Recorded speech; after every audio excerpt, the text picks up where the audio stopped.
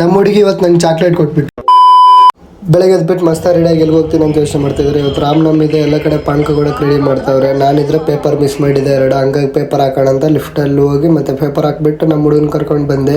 Bus ಸ್ಟಾಪಿಂದ ಸೀದಾ ನಾವು college ಕಡೆ ಹೋದ್ವಿ. ಏನಕ್ಕೆ ನೆನ್ನೆ ಲಾಸ್ಟ್ ಅಂದ್ಬಿಟ್ಟು ಮತ್ತೆ ಈ ಕ್ಲಾಸ್ ಬಂದಾಗ ಅಂತ ಯೋಚನೆ ಮಾಡ್ತಿದ್ರೆ. ಫೀಲ್ಡ್ ಬ್ಲ್ಯಾಕ್ ಕ್ಲಾಸ್ ಇತ್ತಂತೆ. ಇವ್ನು ನೋಡ್ರಿ ಬೆಂಚ ಮುರಿದಾಕ ಅವ್ನು ಲಾಸ್ಟ್ ದಿನ ಅಂದ್ಬಿಟ್ಟು ಇಂಥವ್ರು ಇದ್ರೆ ಚಪ್ಪಳೆ ಹೊಡಿ. ಇವರಿಬ್ರು ಏನಕ್ಕೆ ಕಿಲ್ಕೊಂತವ್ರು ಅಂತ ಗೊತ್ತಾಗ್ಲಿಲ್ಲ. ಅಲ್ಲಿ ನೋಡಿದ್ರೆ ಚಾಕ್ಲೇಟ್ಗೋಸ್ಕರ ಎಲ್ಲರೂ ಹೊಡೆದಾಡ್ತಿದ್ರು. ಇವಾಗ ಗೊತ್ತಾಯ್ತು ಇವ್ರಿಗೆ ಬೈದ್ ಕಳ್ಸೋರು. What are you people playing? ಆಟ ಆಡ್ತಾ ಇದ್ದೀರಾ ಎಲ್ಲ ಸೇರ್ಕೊಂಡಲ್ಲಿ? ಏನದು ಲಾಸ್ಟ್ ಡೇ ಇದೆ ಅಂತ ಎಲ್ಲ ಕಡೆ ಕ್ಯಾಮ್ರಾ ಹಿಡ್ಕೊಂಡು ನಾನು ಫುಲ್ ಕಾಟ್ಲೆಟ್ ಇಟ್ಕೊಂಡು ತಿರ್ಗಾಡ್ತಿದ್ದೆ. ಇವ್ನು ನೋಡ್ರಿ ಚಪ್ರಿ ತರ ಹೆಂಗಿದ್ದಾನೆ, ಕಾಲ್ ನೋಡ್ರಿ ಹೆಂಗಿದಾವ ಅವನು. ಗಲೀಜ್ ಅಂದ್ರೆ ಗಲೀಜಾಗಿದ್ದಾವೆ, ಚಪ್ರಿ ಅಂದ್ರೆ ಚಪ್ರಿ, ಫುಲ್ ಚಪ್ರಿ ಮ್ಯಾನ್ ಇವ್ನು ನಮ್ಮ ಕಾಲೇಜಲ್ಲೇ. ಈ AC ರೂಮ್ ನ ತುಂಬಾ ಮಿಸ್ ಮಾಡ್ಕೊಂತೀವಿ ಕ್ಲಾಸ್ನ. ಬೇಜಾರಲ್ಲಿ ಕ್ಲಾಸ್ ರೂಮ್ ಬಾಗ್ಲಾಕ್ ಬಂದ್ರೆ ಇಲ್ಲಿ ನೋಡಿದ್ರೆ ಎಲ್ಲರೂ ಖುಷಿಯಾಗಿದ್ದಾರೆ. ಹಂಗೆ ನಮ್ಮ ಹುಡುಗಿನ ಮಿಸ್ ಮಾಡ್ಕೊಂಡ್ರಿ ಅಂತ ಹೇಳವ್ರೆ.